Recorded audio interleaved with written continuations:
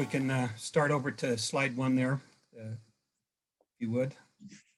So it's a nice introduction. Basically, if you translate everything that's been said, it just means that this is a person that's got a lot of lessons learned. And over the years, you find different ways to do things or have different experiences or see how some things that work better than others. One of my key things that I've learned over the years as I've gotten smarter is that the schedule should be a tool, not a weapon. And unfortunately, there's been situations I've seen in the past that that's not been the case. So scheduling, putting together schedule is a positive thing. It's a time-scaled approach to get work done. And most of the things we're going to cover in the next little while have to do with whether it's a construction schedule, a design schedule, a task schedule to put together a report, anything like that. So on the next slide, we'll talk a little bit about critical path method scheduling. You can roll over to slide 2, please. So the way I look at it, simply put, it's a time phase model of the task to be done. There's certain things that have to be accomplished to get the end result, whether it's construction, design, reporting, environmental, doesn't matter. The nice thing about putting all that together is you can identify the task, identify who's responsible. Once you get them connected together, you can see what the critical path is. And we'll talk a little bit more about the definition of that. Relationships and lags, it's important that the tasks be connected together. Years ago when I did a training, I used the example, you can't put the roof on until you put the walls up. And somebody said they had a workaround for that. So I got a good laugh out of that, but it's nice to get everything linked together.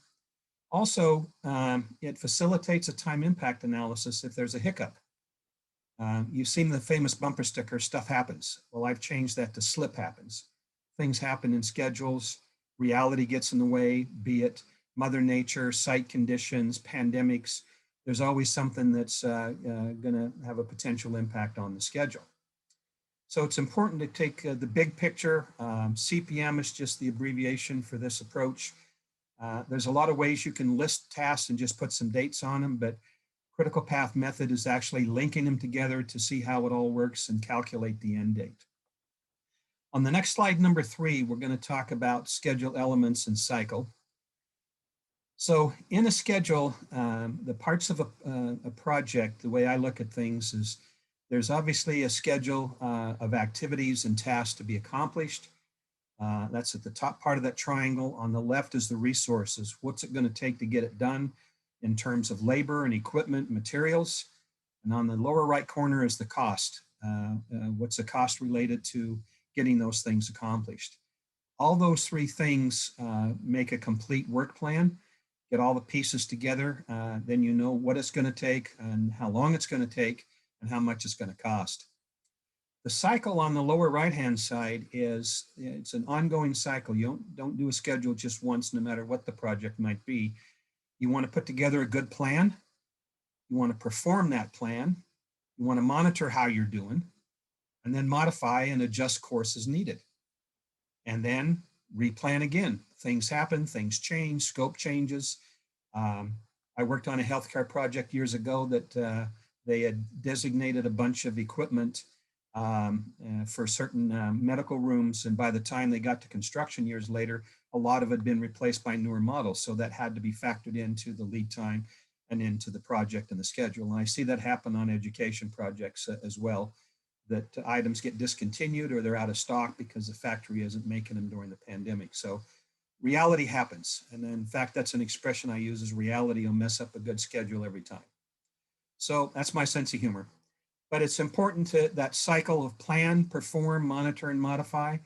That's what we do. It's an ongoing thing from before the project starts until after the project ends. It's a continuous cycle. On the next slide, number 4, is a little more detail about planning. So if I get assigned to a new project, I need to know a bunch of information. I don't sit down first and start making a list of tasks or anything. I need to understand all the big picture. what is it we're trying to accomplish? What are the objectives? So in that flow chart that's there, the first box says to define the project objectives. Sometimes it's simply build the building or do a report or create a set of design drawings. The next box, define a work breakdown structure. How are you going to organize the schedule? Sorry. Yeah, let's stay on slide 4. So defining the WBS is important. How are you going to organize the tasks? You can't just have an endless list. Following that same path there, you're going to define an OBS, which is an organizational breakdown structure. Who's managing the team? What are the team members? How do they relate to each other? What other resources come into play? The next one of defining activity codes, we like to identify the different tasks by responsibility, for example, who's responsible to do task 1 versus task 2. And also a lot of times, I'm working on one right now that there's multiple buildings involved, a gym and a pool on a college, community college district campus. So that whole WBS is organized and coded by the location. Then you define the work tasks as the next box. What are the individual tasks? Now that you've got the framework, what needs to be done? And you don't want to get too detailed. I used to joke years ago that I don't get paid by the schedule activity, so I need to be smart because I need to maintain it on a regular basis. So what's the meaningful activities that need to be accomplished and who's responsible for it?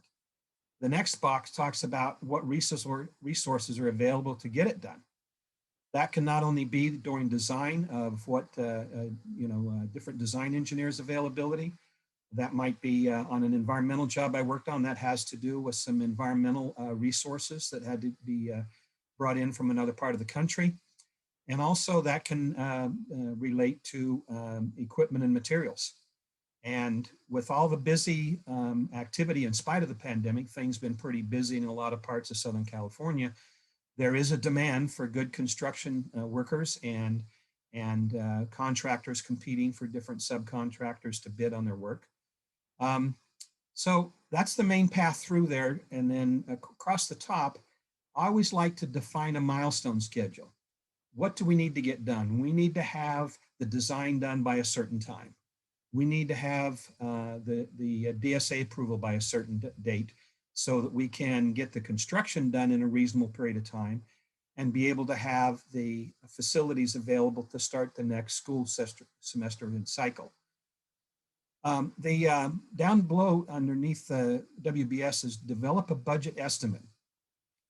In conjunction with developing the schedule, I'll tend to always work with the estimators and other folks to start to put prices to things. What's it going to cost? What's our guesstimate in the beginning till we get more detailed plans? Towards the end, once we've defined the work task, we can develop a more detailed estimate. And then, of course, we're always optimizing this estimate because once we figure out the costs, sometimes we have to look at alternatives, look at value engineering and things to get it back within the available budget. There's an important one at the top right there that says optimize the schedule. That's always the fun part for me. That's like a puzzle. How do we, now that we figured this all out, how do we make it fit in the time frame that we need it? And what are we going to do? Can we work on the gym and the pool at the same time, for example? Or can we be designing something ahead of time so it's ready? There's a lot of strategizing and using a lot of good common sense. The end result of all that planning is you end up with a baseline. What's our plan? What's it going to cost? How long is it going to take? Who's going to do it? And I normally get the key players to sign off on the baseline that's what the sheet of music we're all marching to. On the next slide, number 5, is the control. Once we get going with the project, how do we keep an eye on things? So we update the schedule with the cost and schedule information. We do forecasts about what we project things are going to take. We measure our progress. We look at workarounds. How can we save time? How do we make up for time because it rained for 10 days straight, or we got, or there was an external thing that stopped the work, or a design can be impacted if there's an unresolved decision to be made by the owner on part of their design standards, for example. And then we got to revise the plan and communicate it to everybody. So in that flow chart, we update, we do periodic statusing, and personally, my opinion is updating once a month's not enough. That's like only reading the newspaper once a month. You miss a lot of things of what goes on. I think, and in the contract specifications that I've written, we ask the teams to update their schedule every week. I think at least every week is a good way to kind of reset our status, what we've got done, where we're going. And in that statusing, we'll put in actual dates, how much time is left, what % complete we are. We'll incorporate the changes if there's new work or the work's going to take longer for some reason. And then we evaluate our performance. How are we doing? We should have had all the steel erected by this date. We're a little bit behind and it's going to be a week later. So what can we do to evaluate alternatives to make up that time? And then we modify the plan. So it's a combination of measure and evaluate where we're at, look at trends. All due respect, you can't rewrite history. You can't change the past. You can only change going forward. And that's where you end up with a modified plan, and then you communicate the status of things in the plan to the team. On slide number 6, excuse me, is the schedule information basis. What are all the pieces go into it? And this is the famous W's that somebody taught me many years ago early in my career. What has to be done? Where does it take place? Who has to do it? When does it have to be done? How much should it cost? And why does it have to be done in a certain sequence? Now, I'm not a field superintendent, but I've been around enough construction projects that I get to ask what I call the dumb questions. Why can't we do this instead of that? Or why can't we do this out of sequence? Or why do we have to wait for this? And every once in a while, my questions will prompt a conversation and we'll find a workaround or a solution to something. I'm not saying I know all the answers, but I certainly have been known to have lots of questions. So this is my question checklist I approach in any situation, either building a schedule or updating the schedule and reviewing this and seeing how we're doing. When I'm asked to come in and evaluate a project and look at the schedule and cost information, these are some of the same questions I start with. Okay, tell me about the project. What is it all about? And this has been a good checklist that served me well over the years. The next slide, number 7, talks a little bit more about that WBS, work breakdown structure. How are we going to organize the work to be performed? What's the information structure? That's very important, and that will facilitate reporting. You can't just have a schedule with 100 activities in it in just random sequence.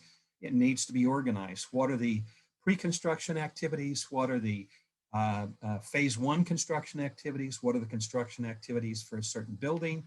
What are the site-related activities? What are the activities after the completion? What are the final closeout and certification activities? So there's a couple of graphics at the bottom. The chart that's on the left-hand side, this is just one example that I used in some training I did for Caltrans years ago. So they had a WBS, and we organized the activities separate for the road, and there was a road and 2 bridges, and there was some access ramps. And within the bridges, it made sense to the team to organize it by the foundation for the bridge, the elevated concrete, and then the approach ramps. And then below that elevated concrete was a little more detail, because they wanted different sections. That stationing designates a horizontal section of the work. There was form, rebar, and pour before they poured the concrete, finish the concrete, and cure time. So that was an important WBS that made sense to them. And I like to make schedules that work for the people that are building it. It might be look clever to me or look interesting to me, but I'm not the one building it. I want to make sure the field team buys into it and has plenty of input to how we structure it. On the right-hand side is maybe another example. You might have a project that's broken up by areas, different areas. Within each area, you might have different packages that relate to that particular area. Maybe it's some design, maybe it's the structure, maybe it's the finishes, maybe it's the closeout. And then the bottom level is the individual work tasks or activities. So that's what I call the cake graphic. It kind of stacks up like a cake. But in my opinion, every good schedule I've seen and worked with has some good organization to it and has something meaningful that makes sense to people that they can relate to, that's specific to that project. The next slide, number 8, talks about organizational breakdown structure. So how is the team organized? Who's responsible for what, and how is the reporting going to work? So the chart on the left-hand side, we have the owner at the top. Then in the team, we have the owner's team, a contractor, an engineer, and agencies like DSA. So underneath the contractor, they've got suppliers, subcontractors, and then the contractor on-site team. So it's easy to go through then and be clear about who's responsible. Now, when I code a schedule with responsibility, I don't get down to the name. I just want to put the firm. So if it's Betty's Painting, I want to put Betty's Painting as a responsibility. If it's Joe's Concrete, it says Joe's Concrete. We don't get down to the individual, but we want to identify the primary ones responsible to complete that work. In the middle, or I'm sorry, on the right-hand side, you see there's a WBS graphic, and then there's in the middle, it points out that the WBS and the OBS are like a matrix, they intersect. And that's how we want to make sure to code things and identify the activities and make sure the costs are identified properly. So a good cost-loaded schedule would break down the cost by the different subcontractors within a schedule, for example, or if it's a design schedule, it would identify the different design fees for the different design consultants, and all roll up to be the total contract. Reporting is very important. If you set up a good structure to start with the WBS and OBS, it makes reporting a breeze and makes it real easy to communicate things to people. And you'll see in a little bit, we'll talk about some other ways to look at a schedule based on that. So on slide number 9, what are the uses and benefits of schedules? So I think it's always good to have a work plan. When someone says, oh, don't worry, I have it all in my head, that makes me worry. I like to see that, what's your plan? Because that's the way I would work it. You know, what are the activities? What sequence are they going to be in? Who's going to be doing it? Whatever software you use or however you put it together really doesn't matter. All these things we're talking about today can apply to any, you know, it's not, scheduling's not a software driven thing. It's a process and a function on anything to do with projects. And I would die to see a copy of the schedule that I've heard was put together for the space shuttle. I've heard it had thousands of activities, was incredibly detailed for all the stuff that had to come together. And I've never been given access to that, but I'd love to see something like that. It's pretty impressive. So in the upper right corner, there's a graphic. This might be like the front end of a building construction. You got to prep the site. Then excavation, you're going to install some underground utilities. Then you're going to form and pour the concrete. And then there's a concrete finishing, and then there's cure time. So we'll talk about calendars a little bit, because obviously concrete cures 7 days a week, not just Monday through Friday. So we'll talk about that in a few slides coming up. Down at the bottom is, you can have a timeline schedule in the upper right corner at a minimum. That, to me, that's the bare minimum. But it's ideal if you can cost and resource load it, because then you have a fully developed plan. Some of you may know Keith Kajia. Him and I have worked on a number of things over my 28 years with the company, and we've done these a number of times to kind of plan out our management team or work with the contractor to plan out how they're going to tackle the work. And it really helps put some perspective together of what the demand on the resources are going to be and the staffing levels required. So that's what that little graphic represents. It's a histogram by the month, or sorry, by the week, and it indicates the green is we have people available for that. The yellow means we have other people we can pull in for it, and the red people is we've kind of overloaded the folks, so we need to figure out and replan our work a little bit. So it's a great management tool. Resource utilization is key. I don't think that's done enough these days, but I think it's important. You all probably do it in your own businesses, and you have to figure out, how many people do I need? When am I going to need them? How can I cover it if I'm overloading the team, or we're going to have a peak in the workload, because stuff happens, particularly in these crazy times. Most important bullet on the bottom is we can forecast completion of the project. I hear people wandering around, well, we're going to be done in June. And I said, what do you base that on? That's just my opinion. Well, okay, show me the schedule that shows that, because you can say June and feel good about it, but I want something realistic.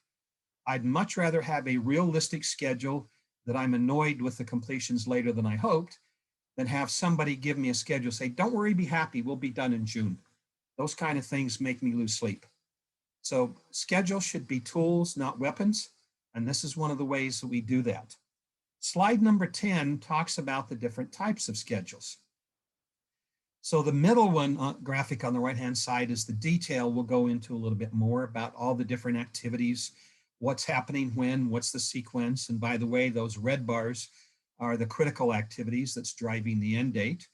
And then we can summarize that same schedule in that top graphic. That is the same information is just rolled up where we can see a big picture of what's happening, by the different groups of information. And down at the bottom is just a filtered view that pulls out just the key milestones. It's different perspectives from the same file. It's like walking around your house and looking in different windows. The content don't change, but your perspective changes. To me, as a scheduling geek, the middle graphic is what I live and die with. But if I'm going to give something to management, I'm going to roll it up to summary level. They don't want 100 pages of detail or 5 pages of detail. They want to see a summary.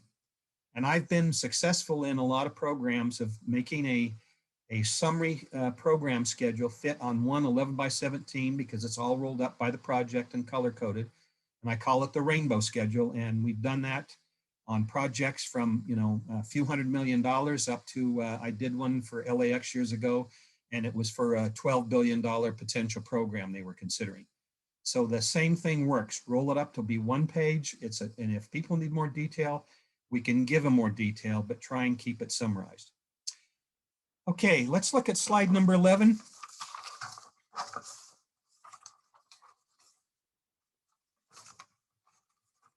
Putting a schedule together is really like a puzzle. That's why I chose that graphic. It's simply a database of activity information.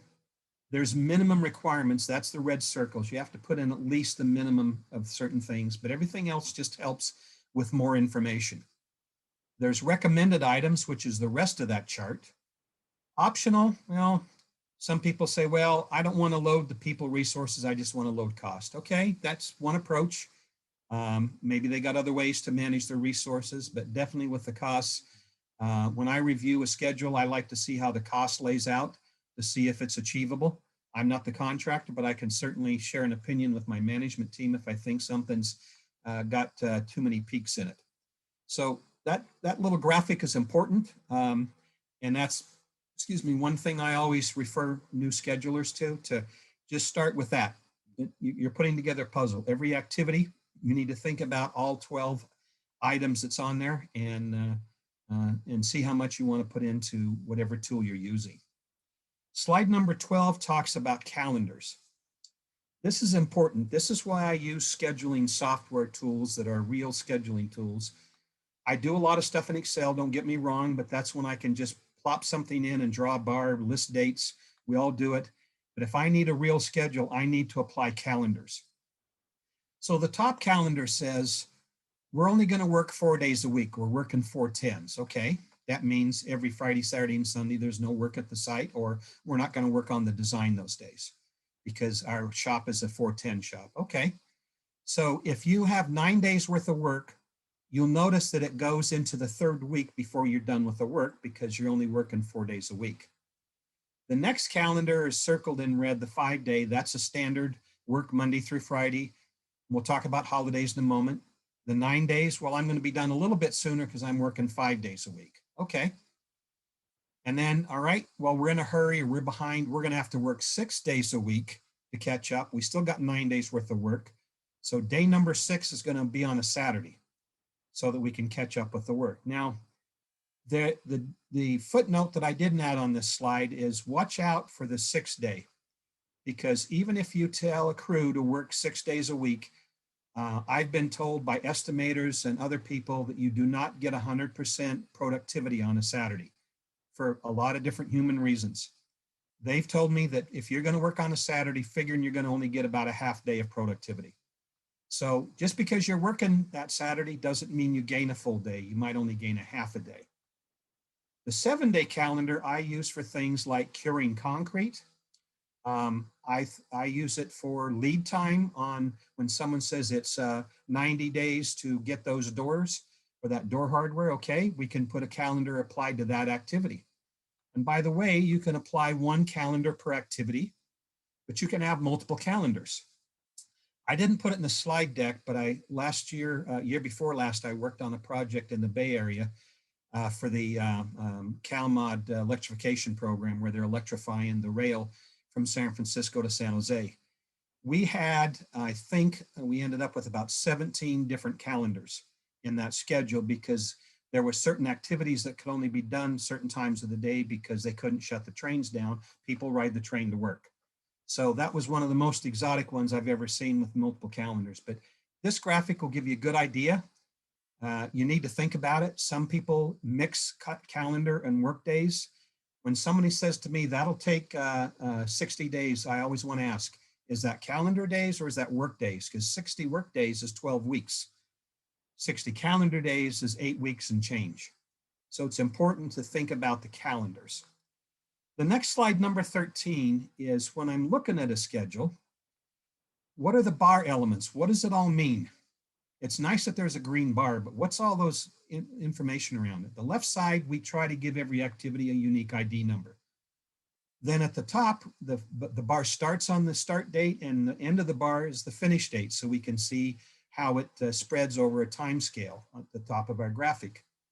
Then on the right-hand side, we typically put the description that might say, to do the site excavation. Down at the bottom, then, that duration says that's how long it's going to take in the work days you've set. So if Shonda says it's going to take 20 work days, okay, then we'll schedule for 20 work days, and based on the calendar, it'll count them out and tell us what it's going to be done. When someone says I build a schedule by plugging in the start and finish dates, I don't need to calculate them. Okay, that's one approach, but all due respect, that isn't going to work for a very complex project. You really need to build the activity network, link them together, calculate it, see what the system tells you based on your information. So that's an important graphic to kind of understand what you're looking at. On slide number 14, the level of detail. When I worked on a rail project here in LA, the Metro Green Line, I had a resident engineer, bless his heart, who hated schedules. He wouldn't look at him. He didn't even want to talk to me. And I went to him and I collapsed the contractor schedule to only showing the two blue bars on the right-hand side. This is for the overhead wire catenary system. And he said, I'm going to hug and kiss you, which sounded like a threat, just kidding. But it was very clear that he understood installing the system and testing the system was all he wanted to see. So I made him a summary schedule that only filtered out those summary bars, and he was happy as could be. I looked at all the individual detail down in between all those yellow bars, but it all rolls up. It's like a hammock, rolls up to those blue bars. So they can represent a process or a group of tasks. You might have, if you're a designer, you might say, I'm going to develop the conceptual design. Now, you know better than me, you got 20 steps in that, but you might, nice to have a summary bar that says, okay, developing that conceptual design is going to take 25 work days for something. Detail activities provide better information for individual relationships and linking things together and knowing exactly when they're doing things. On that project, when we were getting ready to install poles, there had to be a special inspector out there. So we knew exactly when they were doing every one of the 28 sections and when they were installing those poles. And then we could tell the inspector, here's Dave, here's where we need you to be on site in this area when it's going to happen. So it's the same information, it just rolls it up to a summary bar, uses like a hammock, and it gives you the best of both worlds. Slide number 15 talks about milestones. So with the milestones, it's a way to designate a start and finish. I always like to put the start date, no matter what it is, start design, start construction, start the report. And then I like to put milestones in between. When are we going to be done with the draft report? What's the milestone to have the draft report reviewed by the client? When are we going to have the report revised and resubmitted? When is that report going to be submitted to the state agency? When are they going to send it back that they've reviewed it? And when are we going to be done? I like to see milestones along the way. And the graphic in the lower right-hand corner there shows a lot of milestones through a schedule. And it helps to filter for just those. It doesn't change the schedule data, but it gives a good perspective to when things are happening, and we can monitor those dates. A lot of those dates get written into contracts or they involve contract interfaces. When is that area, when is the freeway section going to be done where we can let the next contractor on? So those milestones get used for contract interfaces as well. On a college campus, a community college campus, you have milestones. Hey, we have to finish this building before we can start the next building because we have to move people. We have to do it over spring break, and then we can start construction of the next one. Or a lot of school projects, we have that June start date because it's summer break and then construction goes crazy, which is always fun. So that's 3 different little graphics over there of a simple way to look at the schedule. To that schedule I did on the up in the Bay Area, I think we had 52 milestones that fit on one sheet of paper. And we had one senior manager on the team that's all he looked at. He didn't want to see any of the detail. He just wanted to see the milestones. So whatever works, that's an important way to understand the information of what's happening in the schedule. Slide 16 talks about WBS summary bars. So this is similar to that other graphic where you can summarize things, and some software does this better than others, where I can tell it that I want to make a summary bar that straddles from the start of the civil work to the end of test. And it'll automatically size that red bar on the right-hand side for the window of construction for me. It gives visibility to both the summary and the detail. I call it like a headlines. Down at the bottom is a similar kind of thing, just a different kind of project that had to do with Caltrans. So it gives you an idea that there's different ways to look at schedule at the various levels of detail and what works for the end user. All right, slide 17. We're doing okay with time, which is good. We're getting some questions, I see. That's fine. I'll do my best to answer them at the end. Let's talk about relationships, and this isn't the kind you watch Oprah Winfrey for. This has to do with the sequence of tasks. What has to be done before something else? You must form and pour in, form and rebar before you can pour the concrete. That's always preferred, obviously. Once you pour the concrete, then you have cure time. So that's a sequence of events that's pretty hard relationship. There's other times we can do stuff at the same time. So on the right-hand side, finish to start is the way they call a hard relationship. I gotta pour the concrete before it'll cure. That's a given. Mother Nature won't let you change that. However, in that next group, start to start is I can have the plumbing engineer start doing some design at the same time as the electrical engineer. They can both work concurrently. So that's a start to start relationship. And at the end, the finish to finish, that works a lot for various design and report type schedules. Certain things have to be done, so they finish at the same time. Or one thing, the final draft can't finish until somebody does the final proofing.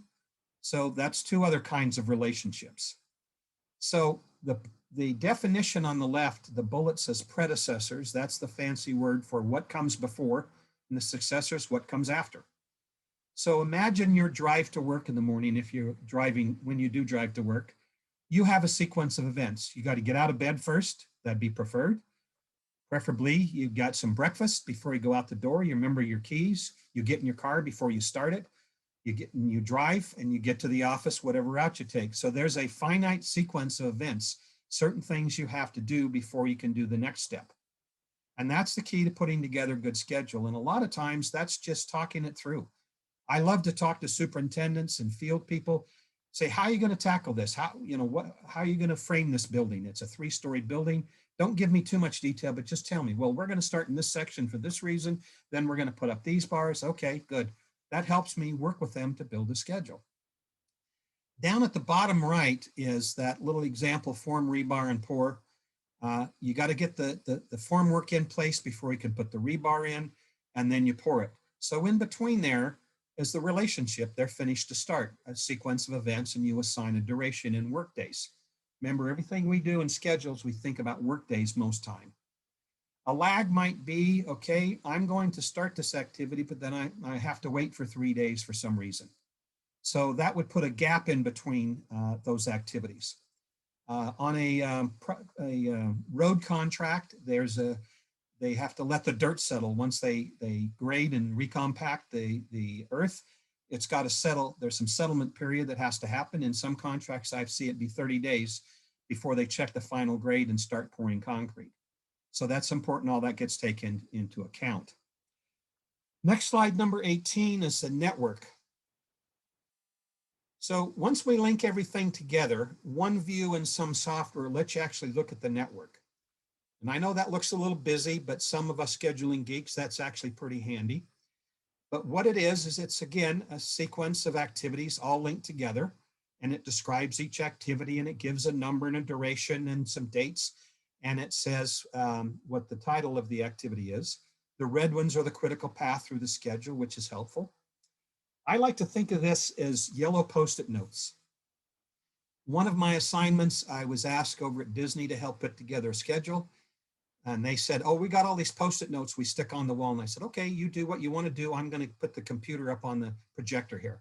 And I literally built the Post-it note network that you see on this screen, or something similar for a Disney project, while they were sticking Post-it notes on the other wall to match it. Because then the schedule was built, because it took the best of those 20 people's expertise. It was Disney Imagineering, very smart people. And we got to ask questions. And as they shuffled around different activities to go on at different times, I changed the schedule in the scheduling software. That was one of the most exciting times I had of putting the schedule together. It was pretty fun. So it represents a sequence of the work plan, but you want to make sure there's no open ends. Everything needs to be tied off on the back side. You can't just have an activity that stops a string of events. Even if the last activity is project complete, you want to link everything so there's no open ends. So network is handy. I don't print this out and hand this to a team necessarily. I had one superintendent that liked this, and we ran a large plot and put it up on the wall and scribbled on it. We had some fun with it, but for the most part, this is what's behind in the software of how things link together. And it becomes pretty handy when you're looking at trying to optimize a schedule, or you're looking at an impact on a schedule. Slide number 19 is schedule calculations. So when you use a scheduling software, it helps calculate the schedule. If you just make a list in Excel and type some dates, good for you, that's fine. But it doesn't calculate dates for you, and it doesn't do the passes that we need to calculate the critical path. So looking on the right-hand side, when I tell the software to calculate, it looks at every activity and looks at the duration, it looks at the calendar, it looks at the relationships, and it tells me, okay, Craig, you're going to be done with activity F on this date. And then I go, oh, okay, that's too soon or that's too late, and then I'll modify my schedule accordingly. The schedule does a forward and backward pass. So the graphic on the lower right-hand side is a backward pass, which means how late can you do everything? I don't like to tell people that's available, because then they want to know the latest they can do something, which isn't good planning in my opinion. So it calculates the backward pass, and then you can see activity C slips to the right because it can be done a little bit later. Activity D can slip a little bit to the right. Those two have what's called float, which means if they're impacted by a few days, it won't impact the end date. And that's okay. There's a lot of activities like that, but this can affect the calculated dates. It certainly affects the critical path. If Dr. James comes to me and says, hey, Craig, I on my schedule, something happened, I've been impacted on activity C, and it's going to take me 3 more days. I'll look at the schedule and say, we're good. You got 5 days of float. You've just used up 3 of them. You're good. Won't change the end date. And then Keith comes to me and says, Craig, activity E is going to be late by a week for whatever reason. I can say, okay, Keith, that's going to impact the end date by a week. So what can we do to recover the time, or how does that time extension get validated and turned into a change order? So that's the benefit of having a schedule that's linked together with the proper relationships and durations and calendars. It's all a mixing bowl. And when it's done right, it'll calculate it and give you the end result that we're after, so we can see what it is and how we can either improve or recover or evaluate an impact. Slide number 20 talks about float. Float, I used to joke, is French for how much can we mess up and not impact the end date. That's probably not the right technical term, but that's on one of these bullets here. But it's calculated by subtracting how the earliest date to the latest date. And that's those red bars you see in that graphic in the lower right corner. Activity C can slip by a number of days, and so can D without impacting the end date. It represents the number of work days an activity can slip without impacting the project completion date. And every schedule has some float in some of the activities. So when somebody comes to me and said, hey, we got a problem, the elevator is going to be late, first thing I do is look at the schedule, and if there's float, okay, well, there's 20 days of float. How late is it going to be? It's going to be 30 days late. Okay, we got a 10-day problem. There's positive float, meaning that like the example in the lower left corner, zero float means that there's no flexibility, like activities A, B, E, and F. You can't move them one day or you're going to impact the end date. And there's also negative float that you're forecasting you're going to finish late. And in my world, we don't typically accept a contractor schedule that's showing negative float. We send it back and ask them to revise it because they're responsible to make the date, unless they've got a valid time impact, at which we'll work with them on to see if it's supportable. So float's an important thing, and it's actually an asset. Like time is an asset, money is an asset, float is an asset. And in state law, as I understand it, the float is owned by everybody, not just by the owner, not just by the contractor. As much as being an owner's rep, the owners like to think they own it, it's shared. So if the contractor finishes something 3 days late, but there's 5 days of float, there's no need for me to panic because it's not going to affect the end date. So on activity E, if they're going to be 3 days late, then they're going to be forecasting they're going to finish late, then we need to figure out how to recover. And we would be asking for a recovery schedule or working with them on a time impact. So float's a valuable asset and needs to be recognized and used as in the most effective way for the project. Again, if you're just doing an Excel spreadsheet and making a list of dates, you won't have a lot of things we're talking about because you don't know what the float is. There's no relationships or link to them. So in the next slide, number 21, the critical path is what are the activities that have the lowest amount of float to hold the end date, which means those can't be impacted. And by the way, I want to make sure you're working on the critical activities and staying on schedule because that's going to impact the end date. If you start activity C a little bit late, I'm not going to lose a lot of sleep, but you start activity B late, I'm going to lose sleep because it's going to impact the completion date. It's important to understand a lot of people have an impression that the critical path is very interpretive. Oh, I just think that's critical. Well, you can think what you want, but all due respect, it's a calculated result.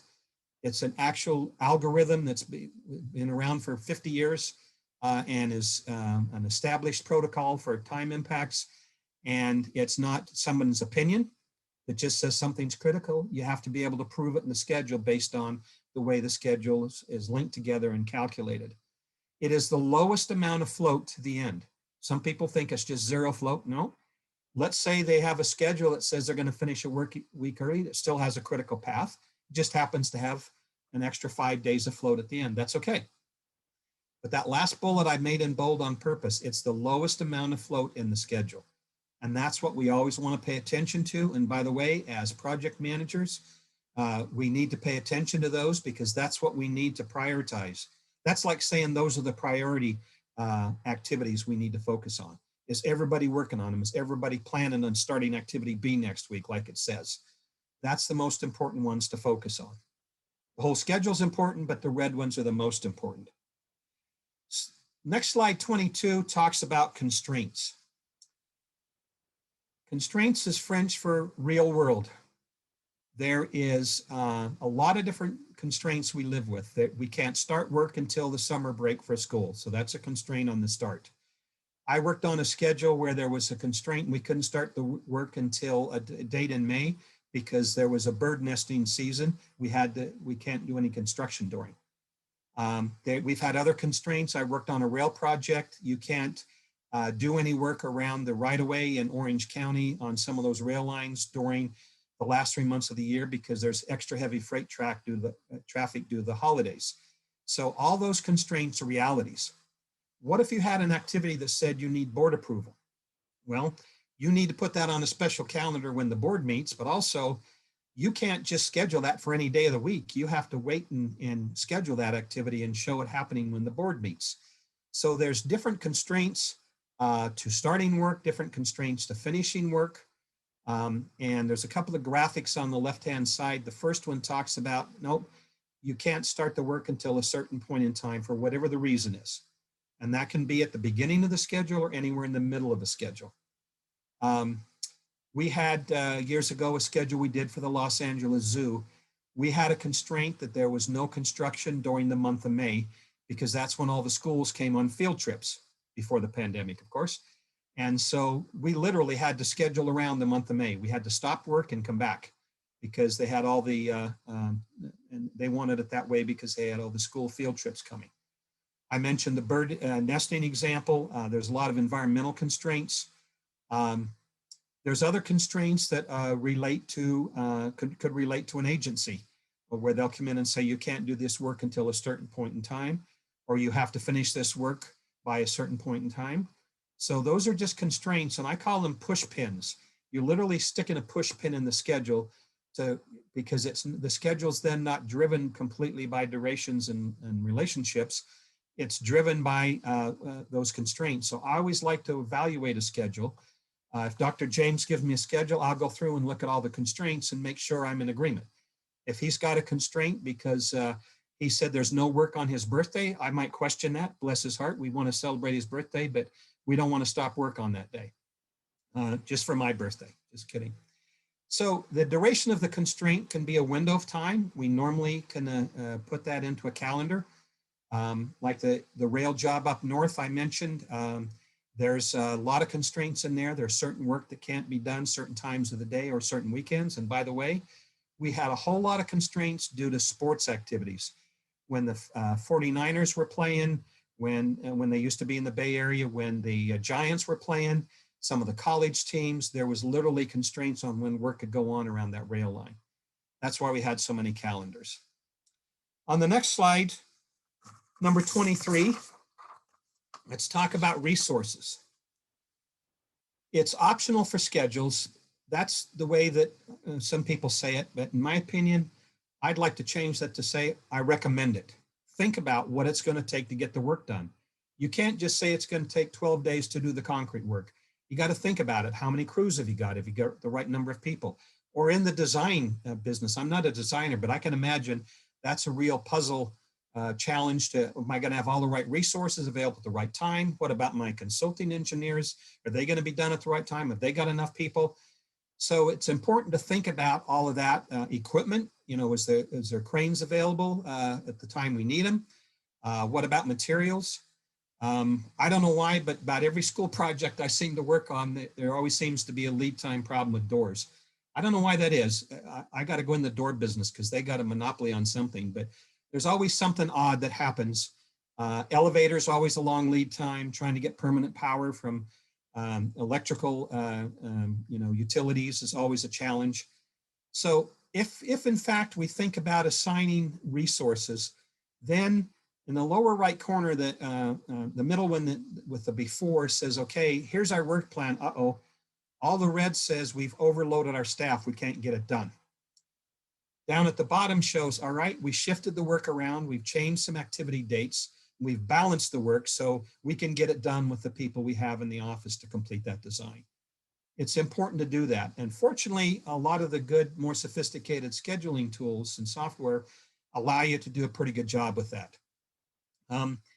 The last bullet on the left-hand side, it provides a forecast and ability to balance the project needs. Too many times I've sat in a meeting and somebody said, oh, don't worry, we can get that done in 3 weeks. And I just kind of roll my eyes, just like, okay, I've never seen that done in 3 weeks before. But people tend to be too optimistic when they talk about schedules. I'm not saying let's be pessimistic, but I'm a fan of let's be realistic. And if in fact it's going to take too long, what can we do to shorten the schedule? But when people go crazy in the beginning and say, let's be aggressive, we can do this in 2 weeks. Well, all due respect, you can't. So let's be realistic and have a more realistic schedule. Otherwise, in 2 weeks, I'm going to be sitting here saying, hey, you're behind schedule by a week. Oh, yeah, we didn't have enough people. Well, we should incorporate that into the plan. That's why it's good to resource load and think about it and balance it. You don't have to necessarily get down to the individual person's name, but you could say, I need 3 senior designers. I need 2 CAD people. I need 2 people that does this and 2 other engineers that do that. You know, it's all labor planning. So resources is important. Also on the next slide, 24, is costs. What is it going to cost? We can assign costs to the individual activities, and not just to say, okay, the total bridge is going to be $2 million. Okay, what is it going to cost? You know, for the subcontractor resources, what's it going to cost for the materials? What's the project management cost going to be? And we can assign those to activities. So on the lower right-hand corner is a graphic that shows the 3 different weeks and the different activities going on and how much money is involved, because it's a cost-loaded schedule. And so that's the amount of work, the dollar amount of work to be accomplished. And then you can look at the totals down there, the subtotals in the blue, and say, that's a lot of work for that week, or that's not enough work. Why are we only doing a few $1,000s that week? We need to be doing more. Let's revise the schedule. And then all the way at the bottom right is you can lag that and say, okay, we could cash flow lag it by a month and say, okay, we're going to do the work in June, but we're going to get paid in July. And then, you know, the owner knows when they're going to have to write a check, and the contractor or design consultant knows when they're going to get paid. So it takes some work. I understand that, and it's a challenge to do. But I tell you, the schedule I see where the contractors or designers build a good schedule that's resource and cost loaded, turn out to be the most effective schedules.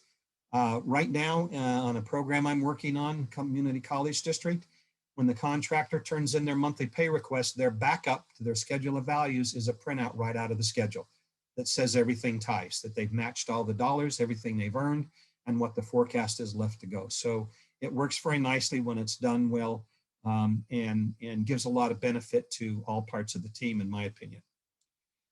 Next slide, number 25, is, okay, now we got a schedule. Now we need to update it. So let's look at this graphic for a minute. It's important to understand we have a data date that we keep moving. That's an as of date. So let's say I'm going to update a schedule this Friday. The data date's going to be, what, the 15th of January. Everything to the left of the data date's going to be an actual. Everything to the right's going to be my forecast to get the job done. That's why it's blue and green. Any activity that's completed has an actual start and an actual finish. That's why that bar is completely blue. If we got an activity that's in progress, it's blue and green. It got started and it'll finish in the near future. And then we have an activity on the lower right corner that has an early start and an early finish that's out in the future that we're not there yet. That's a simple way to think about looking at any schedule. We try to colorize the bars so it's clear, the blue, the progress. Now, if it's a critical item, instead of green, the remainder or that full bar in the lower right corner would be red to show it's a critical activity versus a non-critical one. But it's important to think about, what have we accomplished? Where are we at? Where should we be according to the plan? How much further we got to go, and what's our forecast? That forecast is even more important than the baseline. Be realistic. Give me good information. Don't tell me what I want to hear. Tell me what's real. That's the best way we can serve the management teams and to serve the client. On the next slide, number 26, is a comparison. So once you update the schedule, I'm going to compare it to the baseline, and even if it's my own schedule. So the yellow bars is what we planned on doing, and the red and green bars is the current schedule. Well, it's looking pretty good all the way down through there until you get to, let's see, the very last activity. Looks like there's a little slippage. See how the green bar on that very low right corner is farther to the right than the yellow bar. That means we're finishing later than planned. Okay, that doesn't mean the sky is falling, but we need to know why. What's causing that? What can we do to recover it? How can we bring that back in line with our plan? So in this particular software, which happened to be P6, I can overlay a schedule when I get an update, no matter whether it's my schedule or someone else's. And it's like taking 2 sheets in the old days over to the window and overlaying it on the light so you could see. The software does it very nicely, so it's easy to see the differences and ask some questions. So that right there would prompt me as a scheduler to ask a question, but it's an easy way with the software to overlay 2 files. What was our original plan? What's your latest update? Now, besides comparison, the next slide, 27, we want to look at variances and exceptions. So what's different than what you planned? Let's talk about durations. We try to be realistic in a baseline. Give me realistic durations in work days or whatever the calendar it's on. Be realistic. If you think it's going to take 10 days, put 10 days in there. Now that the schedule, we have an update, this particular graphic, it's a little hard to read, but there's some columns that compares the current duration to what we planned. Gee, we planned on it taking 2 days and now it's taking 5 days. Okay, what happened? There might be a good reason. Maybe it's weather, maybe it's a site condition, maybe it's pandemic, maybe the client changed something, maybe there's other reasons, or maybe the contractor fell behind or didn't have workers show up. So durations is very important. It helps me as a scheduler and help the team ask questions. Why is this taking longer than planned? If it was originally so many days, what's it going to be at the end? If it was 10 days, it's now 15. How can we recover that time? This isn't being done to point fingers or step on any toes. It's to ask questions and invite and engage the conversation. How can we recover? What can we do? Can we get more crews? Can we work 6 days a week? Can we expedite delivery of some materials? What can we do to recover? So durations is an important gauge. And it's one of the things I do anytime I'm reviewing a schedule is I put them side by side and then start asking questions. Now, dates are important because if the durations change, the dates are going to slip. So then I can see what the variance is in dates and say, okay, something moved by 3 days. I can see why. It's because of the duration. All right. Or their new forecast is it's just going to take longer to finish. All right. Another question to ask. Let's talk about it. I also like to look at the float. If it was critical in the baseline and it's not critical now, how come? That can happen. The critical path can change. Or if it wasn't critical before and it is now, what are we doing to make sure it stays on schedule? So those are important steps and part of our evaluation to look at, make sure what's happening with the schedule, ask questions. And all due respect, I understand there's contracts, but I use this expression, some people have heard it from me. My job is to offend everyone equally, which means I try to be helpful to the contractors and designers and other consultants to where the client will ask me, Craig, you're being too friendly. And when the contractors and designers and consultants say, Craig, you're being too diligent in defending the owner's interest, as far as I'm concerned, that's a successful result for me. That's my job, is to walk that middle road and help everybody look at the schedule, ask questions. I'm not going to make the decision what they should do to recover time, but I'm certainly going to bring up some things and ask questions. And I've gotten pretty good at that over the years. And a lot of times I don't really know. They might say to me, Craig, you don't know what you're talking about. We can't do that steel that way. Okay, good. No problem. Then what else? What are our other options? What can we do? And it's amazing when you get people to think about it, that they'll come up with things that they hadn't thought of before, and they'll find solutions to help recover time. That's the whole idea, is to collaboratively solve it, not just use the schedule update to punish somebody and say, this is wrong, or we don't accept it. I've had people say to me, why don't you mark the schedule as rejected? And I said, I don't like that word. It's too negative. I like to say, here's some questions we have. Please revise and resubmit. I like to keep it a little more professional. Rejected is a nasty negative word. I like to keep it more friendly, and because I want to get the best possible schedule. I don't want them just to fix something in the schedule to make me happy. I want it to match what's going on in the field, and I want it to be realistic. You've heard me say that a number of times, and that's a key theme here. Be realistic. The next slide, number 28, has to do with tracking some key statistics. So when I do get updates, and I did this on the project in Santa Barbara, I kept track of these key numbers. How many activities are in the schedule? How many of them were critical? What's the float? What % complete are they? What's the completion date? And it's amazing when you put it in a little table like this. I use this to keep our program manager and the client informed. And we also used it in discussions in our weekly meeting with the contractor. It wasn't to punish, it was just to ask, hey, we see the dates, it was March 13th or March 15th at the worst case. Now you've brought it back to March 6th. Good. Thank you for implementing those changes. What else can we do to bring it back to the target date?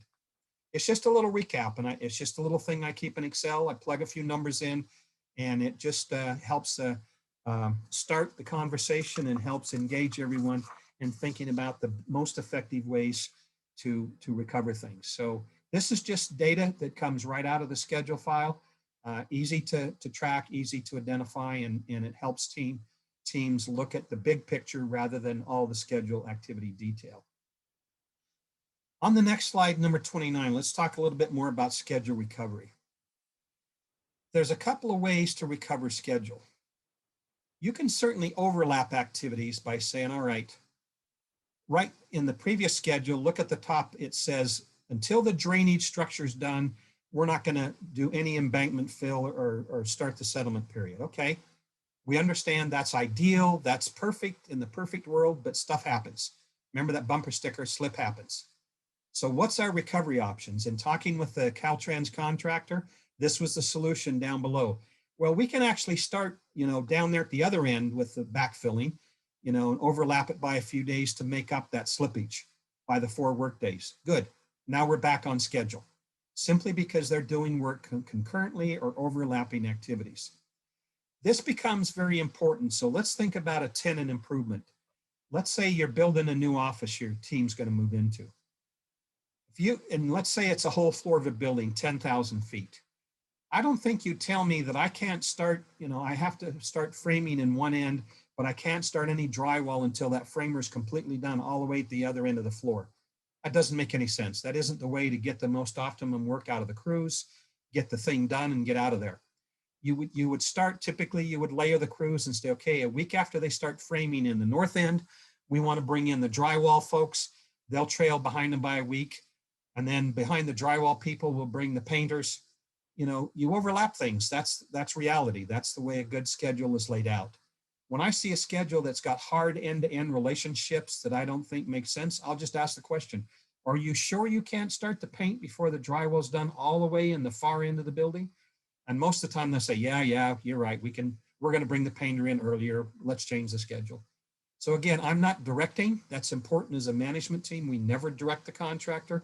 We never tell them what to do. We never tell them that they have to make a change. My approach and the way I teach my schedulers is we got to ask questions and work collaboratively. And the question will lead to a conversation. That's what we want. That way we're not stepping on anybody's toes. We're not asking anybody to do something. They come back later and say, well, Craig said I should do the steel that way. No. I never want to hear that comment because that will never be coming out of my mouth. You want to create a conversation. So in this conversation, I was sitting in the trailer with the Caltrans engineer and the contractor. We put this up on the screen, and this was a snapshot of the solution to address that time, and life went on. Another option besides overlapping them, if you can overlap them, and on the next slide, number 30, is to put stuff on a 6-day calendar. Okay, so instead of having the embankment work done on a 5-day calendar, we're going to do it on a 6-day to save some time. That way we're working a bunch of Saturdays. Well, that's okay, but like I said earlier, you got to remember Saturdays are like a half day. So even though this is one example I did, they had me do this on the screen in that meeting, in that trailer. And I said, okay, I'm going to play devil's advocate. All due respect, that's not going to work because you're not going to get a full day's work on a Saturday. And the engineer and contractor agreed. They said, yeah, Saturdays isn't going to be the answer. And that's what led to the overlapping of the activity on the first previous slide. So certainly you can change calendars. I've seen on some projects when there's been a delay, no matter who caused it, doesn't matter. And by the way, I need to talk about that for a minute. I'm not interested in pointing the finger. If the schedule's behind, that's not one individual's fault. The whole team owns it. What can we do together to recover and fix it? Whether we're the owner's rep or it's the owners themselves sitting in the meeting or the designer, the contractor, all due respect, we all own it. We got to work together. What can we do to help? It needs to be a helpful session, not a point the finger session.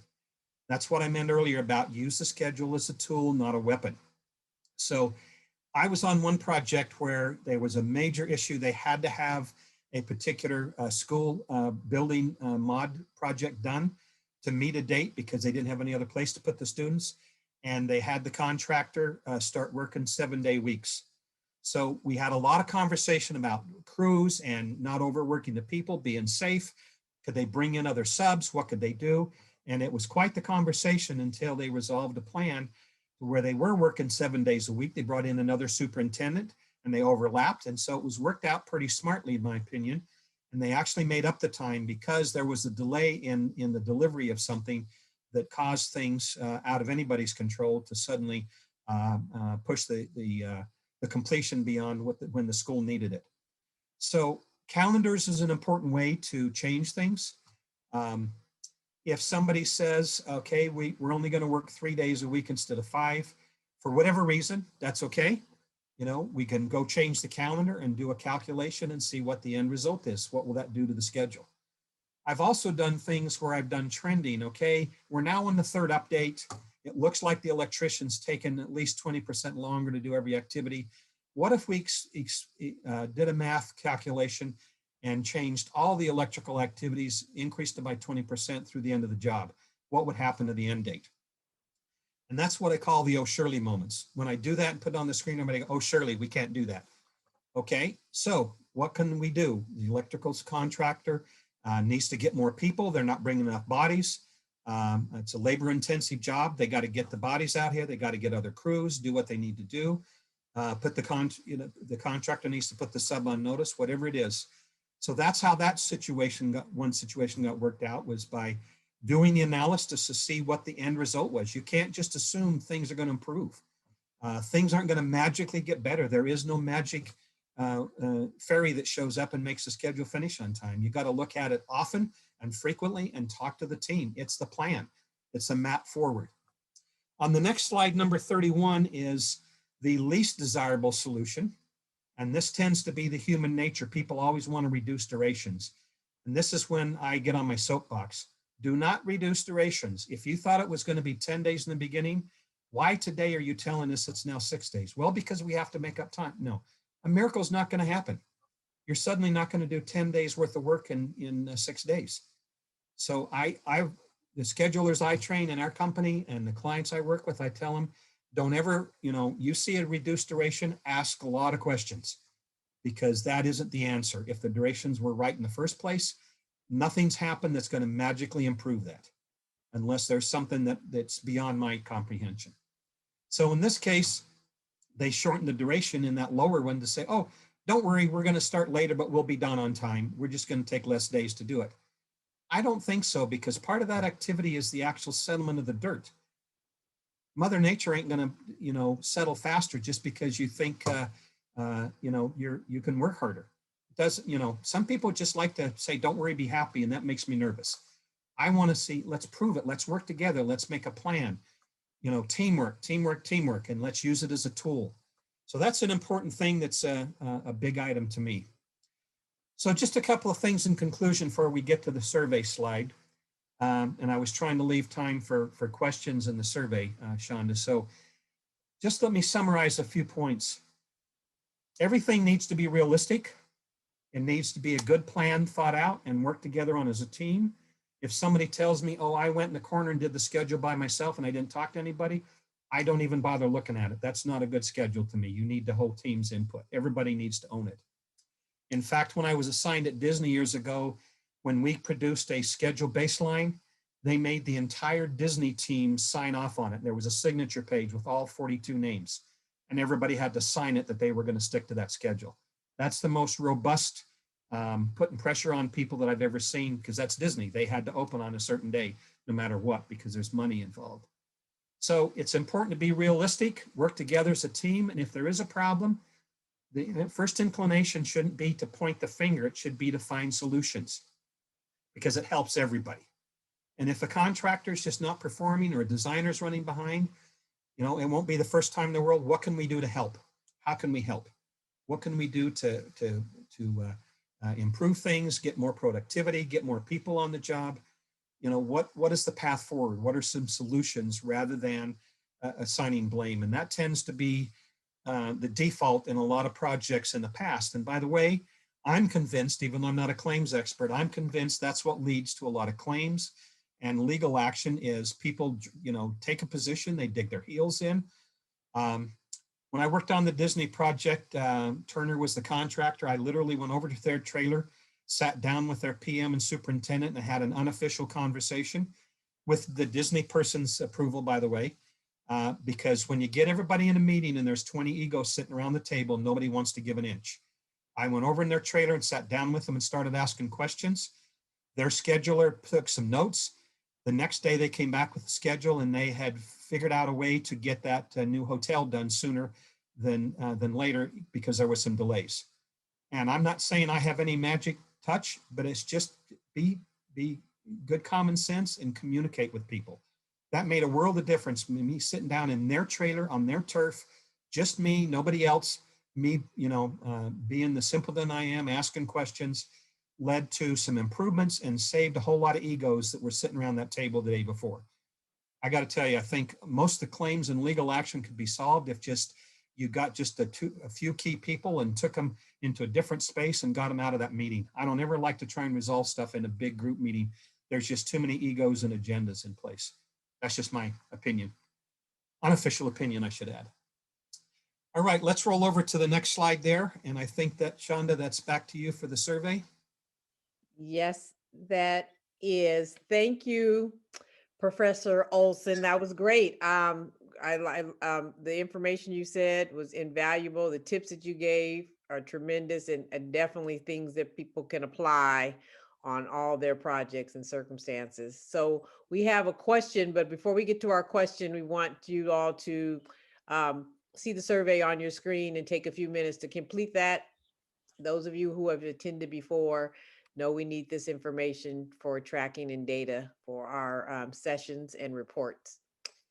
But we definitely thank you. And I wanted to add that Keith Kajia, although he wasn't on the beginning, he yielded his time for our lecturer. So he is still here. He's here in the Zoom where it's happening with us. So I just wanted to note that Keith is here. And Bonnie, I see you came up. Did you have a couple of comments you wanted to add in before we get to the Q&A? No, nothing other than to thank Greg for the presentation. Outstanding. A lot of information. Hopefully the attendees will take our recommendations and we'll draw down and pull down the presentation and study it and learn from this textbook information. So it's great to have you, and thanks a lot for the presentation. You're welcome. I tried to be a good scheduler and finish early. And I was going to commend you on that. Of course you did. Leave you some float. Thank you. So we just have a few more minutes for the poll. There is Keith. Keith, do you want to add something while people are finishing up the poll? Something to add. Well, you've all heard Dr. Olson, as we call him, Professor Olson. We've done a lot of work together. All his stories are reality of things that we've experienced over our careers. Because you've been with the company how long, Craig? 28 years now? Is it? 28 and a half, and I'm going strong. I'm in my 36th year now, so, or maybe it's 36 and a half.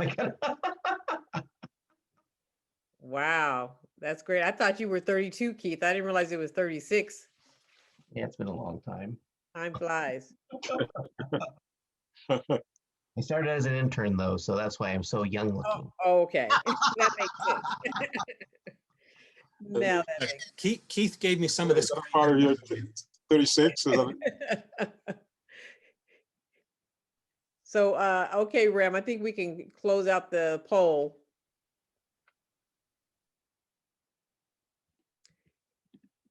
And I'll turn it back over to you, Dr. Olson. Do you want to, Professor, would you like to read the question, or do you want to, it's in the Q&A. I can read it aloud if you like.